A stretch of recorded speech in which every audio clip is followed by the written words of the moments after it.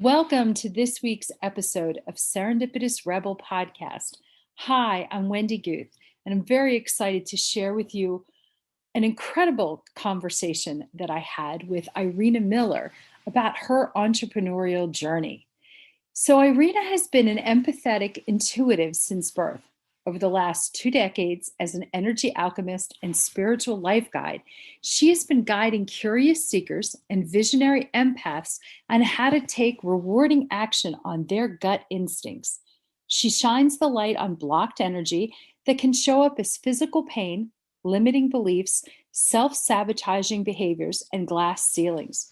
With her logical background as a decision science major and her intuitive side as a Reiki master, astrologer, Yoga Alliance certified yoga teacher, tarot reader, and energy healer, she offers a unique, down to earth perspective to learn the sacred arts that unlock the mysteries, hunches, and unexplainable. As a speaker, she offers done for you energy healing and trainings at conferences, on demand courses, and virtual gatherings. With her guidance, discover your limitless potential and step into the life you were born to live. We will leave her contact information in the show notes below. So I really hope you enjoy our conversation.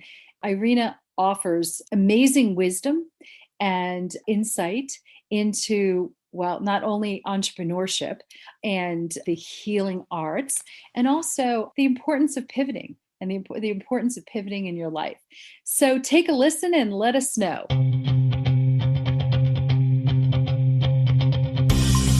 Welcome to the Serendipitous Rebel Podcast. I'm Wendy. And I'm Crystal. This podcast is for the adventure-loving, purpose-driven, action-minded, authentic, and rebellious entrepreneurs. Just like us. And just like you, we are trying to figure shit out. So join us as we talk about business and life and everything in between.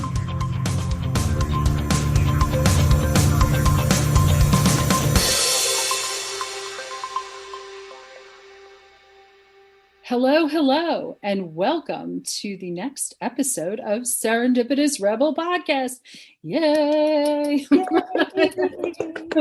Hi, I'm Wendy Guth, a co-founder of Serendipitous Rebel, and I'm very excited today to have Irena Miller with us. As I like to do now, I ask, what 5 hats does she wear? So introducing Irena, who is an energy alchemist, an angel communicator, a nature lover, a mom, a vegan lifter, which I will ask about because I have no idea. And I can also throw in an incredibly amazing person, one of the kindest people that I actually know that walks this planet. And I also know she's a fur mom and a wife and a daughter. And anyway, I guess we could all go on. But before we even begin, what is a vegan lifter?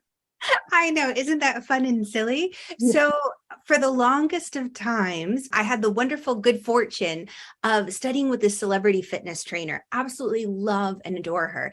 And she kind of put up a challenge to me that it would be a difficult road to stay fit and healthy and strong, lifting weights and being a vegan. And I was very blessed, like I often do. I connect with my friends in high places, AKA the angels.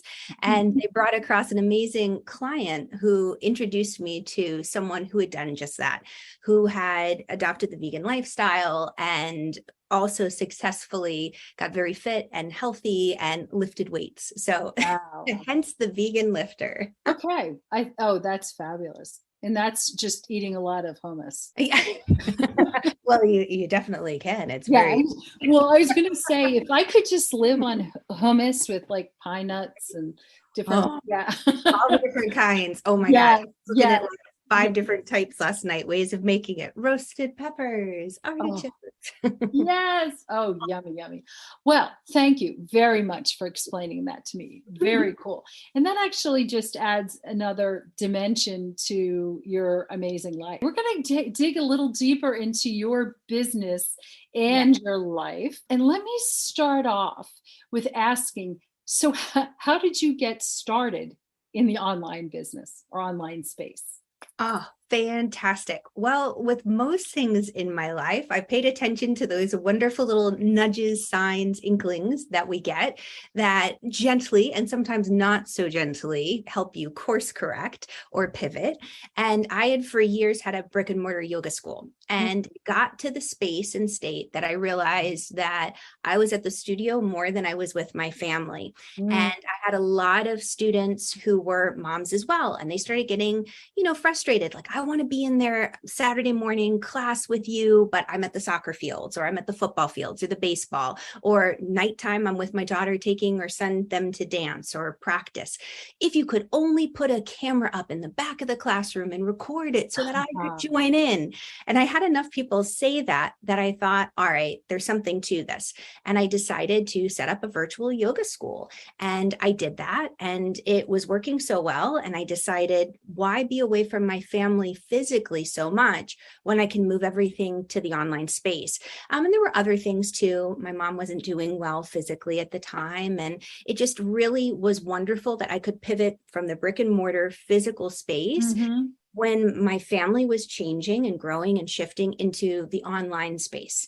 So I did that back in 2015. Okay. So, wow, it's almost 10 years. Yeah. It's been a while. Yeah. And I started teaching yoga in 1998. So for me to bring everything into the online world was very interesting, trying to navigate, Zoom and teaching yoga online back in the Aughties. And, we're never going to date ourselves. You know that. No, I was 3 when I started. Exactly.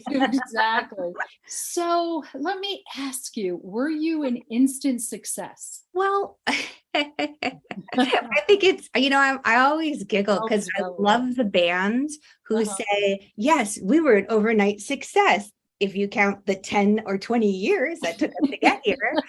So I definitely feel like that. This is a lifelong passion of mine. And because it's an ever evolving experience, I find that success is something that we all have to be very careful of how we define, what key performance indicators we use to decide whether or not what we're doing is worth pursuing, because there is a lot that I've discovered what I thought would be successful, I realized didn't bring me happiness or joy because it came at sacrificing time with the family or self-care or sleep.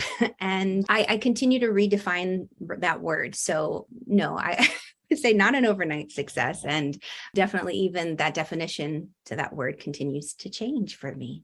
Oh, I love that. And I love that you referenced performance indicators. Good Lord. Yeah. I'm like, wow, you understand business. Well, that's my degree. Yeah, exactly. I'm the business degree, so I bring it in. And the next question really is, what was the impetus to make a change? But you're not actually teaching yoga right now online. Right. So there's been another, I'm like, my clairvoyant switch is on today. You're very intuitive. Yes. So can you share a little bit about what your more recent, and whether it's a change or a pivot or whatever, what that was, what that is, and what was your impetus? Wow. Could I not get my tenses correct? And we'll just go with it. It's because we're talking and time is relevant. I joke about that because one of the things that I love to do is teach people how to speak the language of intuition. I do believe that we're being guided all the time by something that is loving and benevolent, whether you think of it as angels or a higher power or source, that really has our highest and best interests at mind. And sometimes we can't even dream big enough. I remember when I first moved to Cincinnati, I had never expected to move to the Midwest. I had gotten my degree in decision sciences and management and information systems, very logical, down to earth, practical, so I could get a job when I graduated and, not live with my parents forever. I didn't want to do it, but it was a logical thing to do. And I did find joy in it, the building of the systems and the logical pattern finding. But when I had the opportunity to pursue my spiritual interests, whether it was yoga or just the studies, the philosophy and the theosophy, I jumped at it. and I left corporate.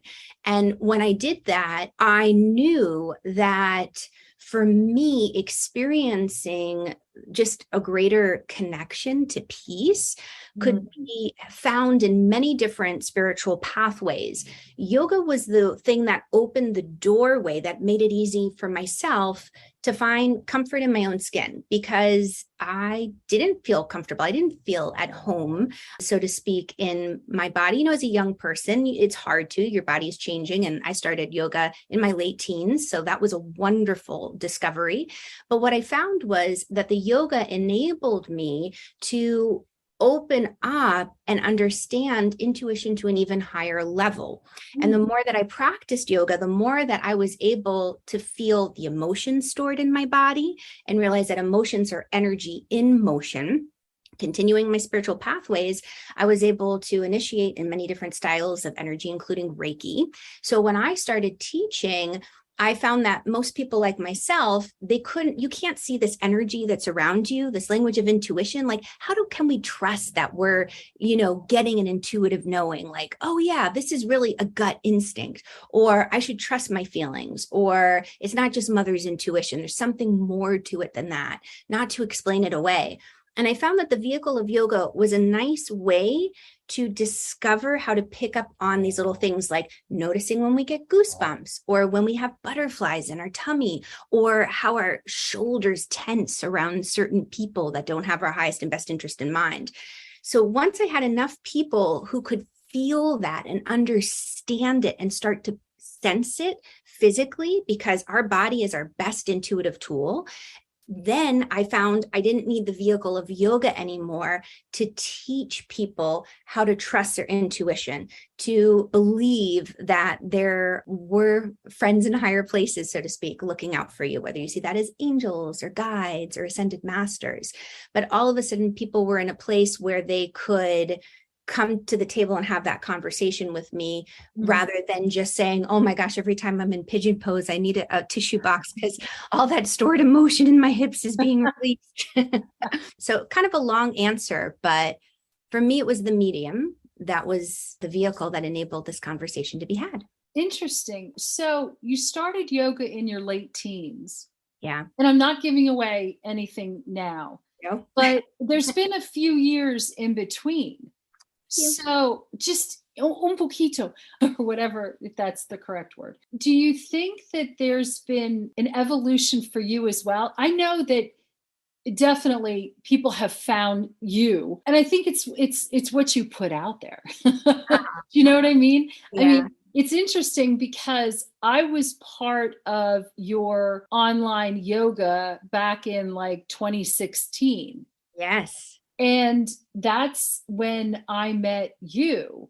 And even in the past, I mean, there's been an evolution in the past few years. Do you feel do you put out different energies, and you put out different, what am I trying? It's like, I'm not going to say ascent. In that part, do you think it's because you've evolved? Oh, 100%. Yeah. Yeah, we're constantly growing. And for me, I'm a perpetual student and learner. I can never, my thirst for knowledge and information, if there's something I can certify in, initiate in, take the training deeper with, I will do it. I've studied astrology for years, decades at this point, and I'm blessed that we have the only physical astrology school here in the Midwest. Well, actually, all of North America. And the teacher there, I've known her for, 15 years or more. And I've always kind of waited to take her big 500-hour certification because it's a 3-year commitment. But I thought, you know what, why not? Even though I've studied all of this for years and I know all of the foundations, she'll only teach it if she knows she has 3 years to commit to it. And she's 78. So I thought, it's now or never. I don't want to miss out on connecting with this amazing teacher and this wisdom that she's gathered, for the last, 60 years she's been doing it. So it's, for me, very powerful that even if I do know something, I know there's always something more to be learned. So yes, I'm continually evolving, and I bring that to my students and clients, because I also know that all of us are changing and evolving. We're all raising our vibration, so to speak. We're all growing. And as a result, the sacred practices that worked, 100 years ago, 50, 10, heck, even 5 years ago, they don't work the same way now because we're different. So a classic example that was taught in the 80s and 90s is if somebody was giving you bad vibes, they were giving you stink eye, they were throwing some shade, put up a mirror and just reflect it back. Well, that's not in your highest and best interest, because what happens is the person gets their nastiness reflected back to them and they think it's you, and then they energetically try to whack you again. So now we know, we've evolved a little more awareness that it's better to surround yourself in a golden bubble of light, kind of like Galinda, the good witch. But gold is a color, and you can use color. You think of red as a power color, violet for peace. You can use golden light to help neutralize the energy. It's like diffusing a bomb, and it's miraculous the way it works. I always love telling the story of being in line behind this guy who was so angry at the pharmacy window. We all outside pharmacy window. I don't know if you ever do that. You think, oh, it'll be faster. I'll do the outside window instead of into the grocery store, stand in line forever. And so we're out there standing, a line of us, and this guy in front of us gets angrier and angrier, and he starts banging on the window, open up. I started getting genuinely scared because this guy is ready to flip his lid. I don't know if he's carrying a gun or what. And I'm looking around and I thought, well, there's people here, there's witnesses. Surely he won't do anything too crazy. But I was getting pretty scared, getting ready to leave. And I thought, wait a second, I don't feel in imminent danger. So I'm going to ground. I'm going to put myself in a golden bubble of light. Next thing I know, kid you not, this guy who went from like the angry monster and the lunatic, it's like the thorn had been taken out of his foot. He turns around to me and the lady who's behind me and he said, oh my God, I am in so much pain. I feel like I'm going to collapse. I just need my medicine so desperately. I thought it would be faster if I came out here. And don't you know, in that moment, the pharmacy window opened. He received his medicine.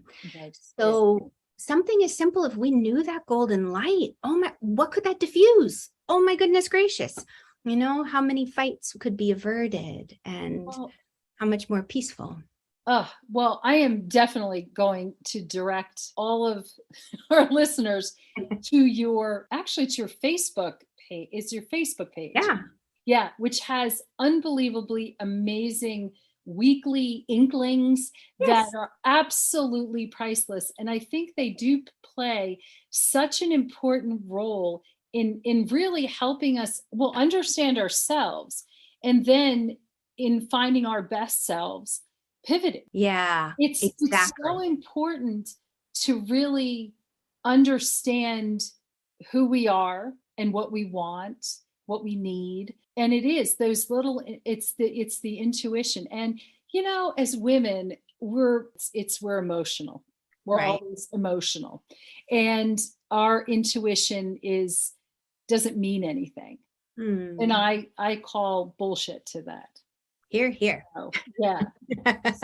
So let me ask you, as a business owner and as an online business owner, when you've done made these changes, were you scared? Oh, yeah. Here's the thing, though. I think without some butterflies in our tummy, I once had this incredible acting director / coach, was in the play at the university I went to, Sweeney Todd. Loved being in that play so much. I was a business major, but I wanted to be with all the arts enthusiasts. And he told us that moment that you go on stage and you've lost the butterflies, you've lost it. Yeah. So I think sometimes we look at fear and we don't necessarily see the possibility and the potential there, that it could simply be the excitement of starting something new. Anytime we change or we shift, there's a difference. It will be nerve-wracking, but those butterflies help us stay connected to the awe and the wonder that's around us all the time that we could miss if we just get stuck in that same old wheel of routine. So for me, yes, I feel those butterflies, that excitement that sometimes could be seen as fear, but I also feel so confident that in these choices and decisions, I'm not alone. I have angels who are watching over me. I've got my mom on the other side shouting down instructions from heaven. Yes. So I know that I have wonderful, wonderful guidance, and I won't be left hanging. It's so interesting. I'm doing this Brene Brown thing, her Mhm. book, or what is it? Dare to Lead. And one of the things she talks about her square squad, which is a very small box. It just dawned on me that another element of that square squad, and it's supposed to be those people who you trust. Oh And yeah. it's not just those who hang out with you that you hang out with and yes you, but the people who you genuinely turn to when you need advice or you want. And it just dawned on me that an important square squad really are your higher people. Yeah. Mhm. I mean, Those I know that I'm going to say routinely or constantly or whatever, my parents are always, they're not with us anymore, but they're still with us. They're always with us. yeah. I digress a little bit, but I think that that's actually, it's an important element too of who you trust. Yeah, Yeah. exactly. And that's 100% what I love to teach, because this language of intuition, trusting our gut instincts, Mhm. trusting that the messages, the impressions, the thoughts that pop into our head are from angels or guides or loved ones. Yeah. It's like developing a relationship. We don't necessarily trust it right out of the gate or in the beginning, and nor should we, but we develop it over time. We get that intuitive hit. Oh, you left your phone in the bedroom when you were changing your clothes to get ready for work. Or, oh, those keys that you can't find, they're in your jacket pocket. I call on St. Anthony all the time, or the runner guides, to help me find lost things. And the reason that I can trust that they're going to have my back. So like, even when my kids would wander off and I couldn't see them at the pool, I say, St. Anthony, runner guides, where are they? I trusted, even though I was still full of fear, like, where are they? That I would find them, because they've come through on so many other things, whether it was the little things of helping me find my phone or finding the keys or finding just that last supply of canning ingredients. Like the time I decided to can peaches last minute, and everybody else was apparently too. So they come through, and that validates your Yeah. intuition. So I always say, ask for the guidance. And once you've asked for it, receive it, meaning, okay, I'll give it a try. I'll go look in the bedroom, even though I don't think it's there. And then validate it by speaking it out loud. Like, oh my gosh, you'll never believe it. The phone was there in the bedroom. Or in my hand, or Yeah. my glasses sitting up on the top of. Yes, exactly. Yeah, it's oh, and this is like such another such another conversation, but it's incredibly powerful, the tools, and they're so important for entrepreneurs to Yes. have. 100%. And it's really is, it's trust your gut. Yeah. Listen to what. And it's interesting. I know when things aren't right for me, and I will admit I am one of your Energy Alchemist students, Yes. that I know that if I don't want to do something, and like, how do I decide what to pivot to? Well, if I don't want to do it, it's not going to happen, because everything comes to a screeching halt. I Yeah. just I can't physically move myself, because I believe that higher powers are telling me, this is their way of saying to me, this is not really exactly what you should be doing. It's just, there are so many things that are so important. It's like the toolbox for entrepreneurs. Yes. And something that I love that you're saying is, as an entrepreneur, learning to trust our gut. And one of the things that I bring to this that makes me a little bit different is I do have a background in statistics. So that decision sciences or data science is part of my degree, also has me very much in tune and aware of the fact that not only do we trust our gut instincts, but we look at the data with that extra guidance. It gives us a competitive edge, because the data, here's the thing that you said that I really loved. even if the data is telling us to do something, if every fiber of our body is causing us to freeze, even if, we get to that point where we start beating ourselves up saying, why can't I just do this? It makes sense that I offer this right now. There could be something deeper within you that is fundamentally stopping you from moving forward because it's ultimately protecting you. It's helping you rather than push forward into a life. Like I was saying with my brick and mortar business, things were going great. My definition of success, having a profitable studio, having my classes full, that was great. But I also at that point in time didn't have as much time with my family.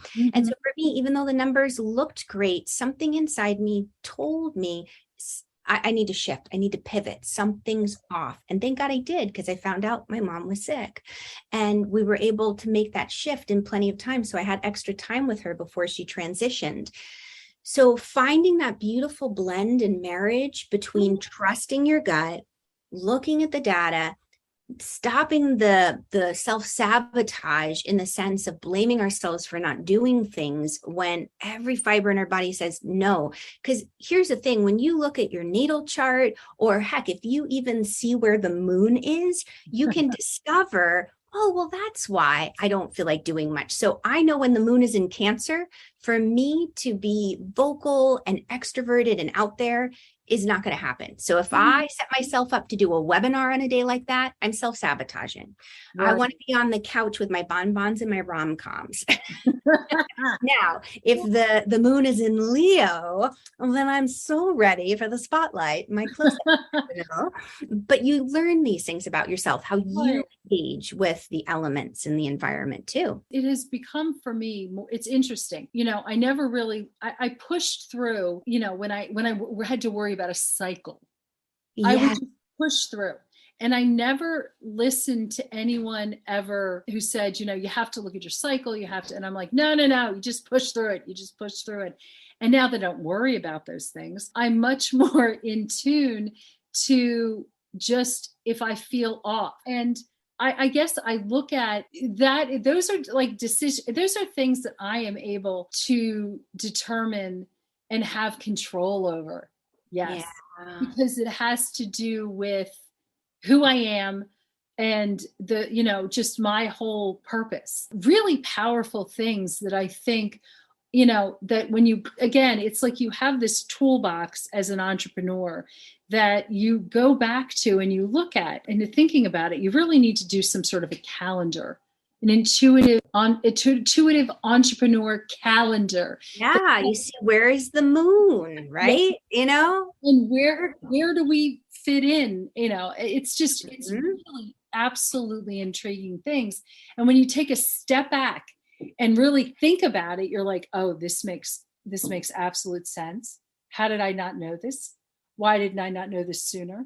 But then, I think that's, of course, the beauty that comes with age, that we are much more open to all sorts of, I look back, would I have been an energy alchemist? No, don't tell me if you know the answer to this. I look back 20 years and I'm like, probably not.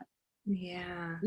We evolve, we grow, we learn more of the world is open to us. We see that. And as we see that, we realize all the treasures that are there before us, just waiting to be discovered.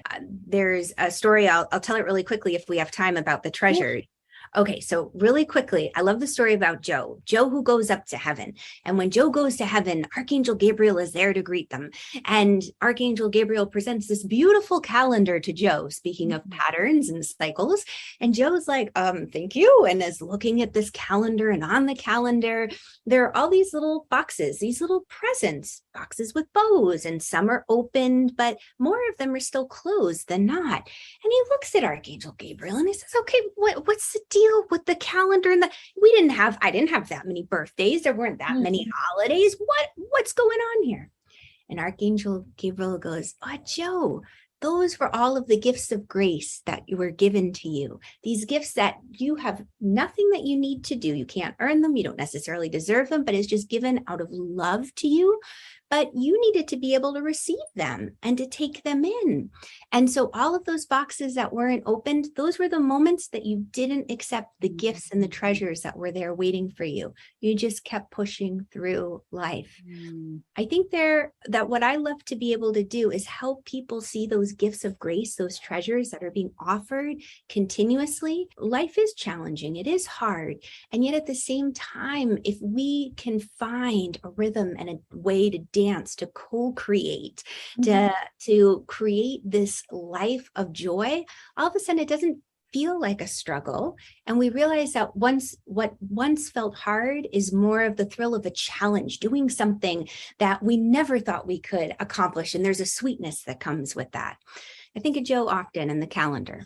Where are the gifts hiding? I hadn't heard that before. And I think that there's something, it's so sort of hits working too much, not focusing on what's important, not stopping to even, smell the roses, whatever it is. And then all of a sudden you get to a certain point, you're like, wow, it's time.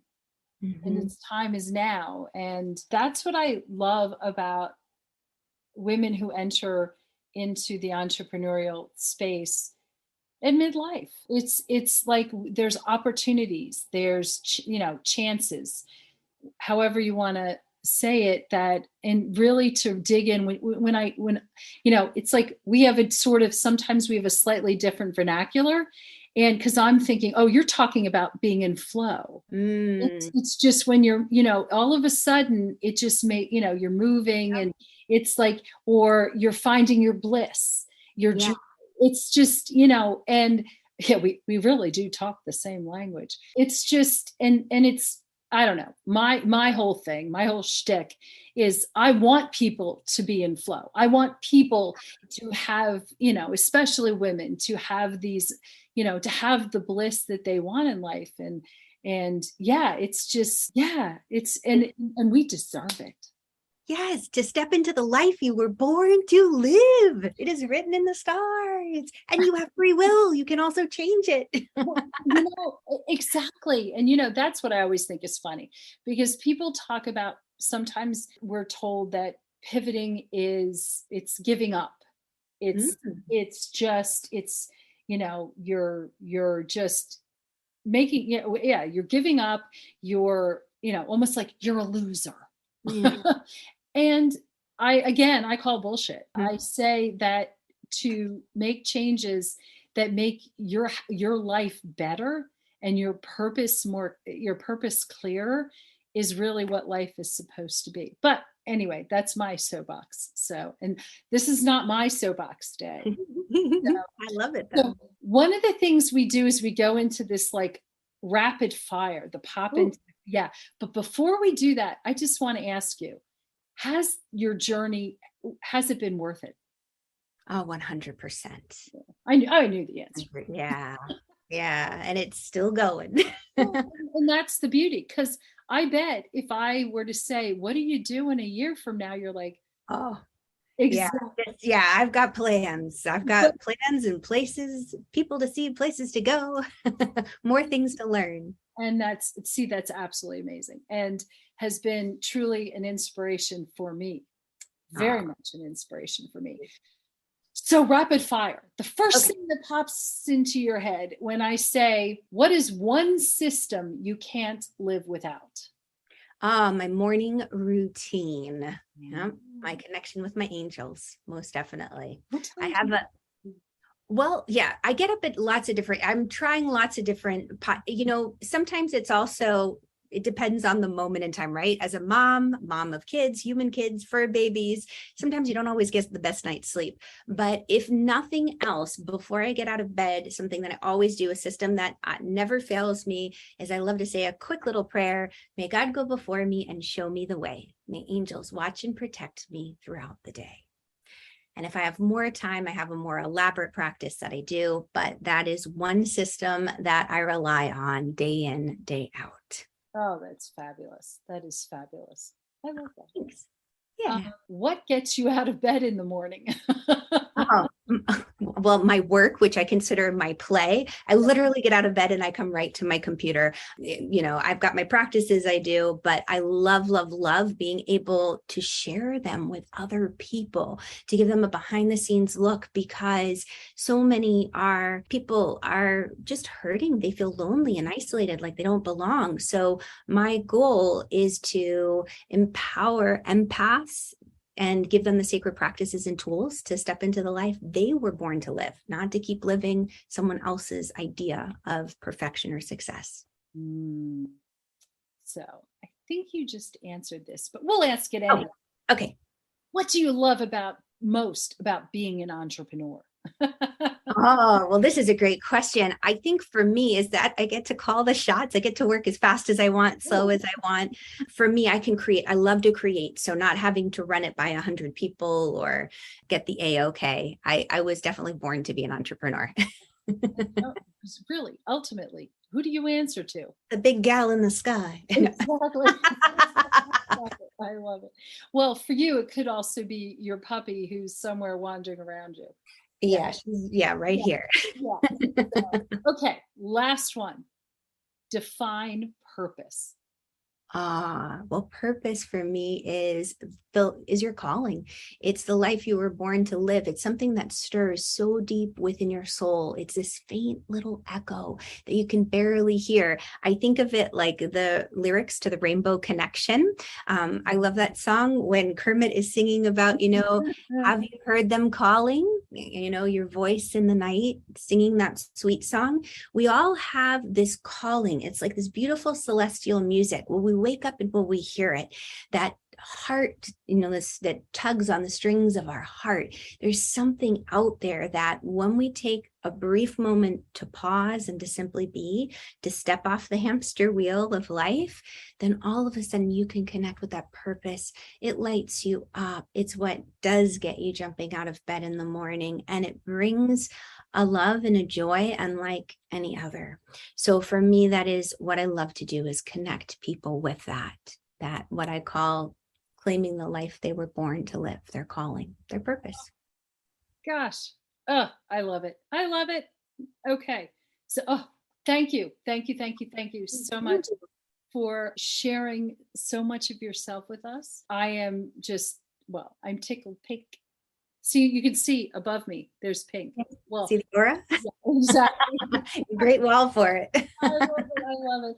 So thank you all for listening and sharing with this episode. And I will see you again next week. Yeah, soon, very soon. Thank you so much for having me.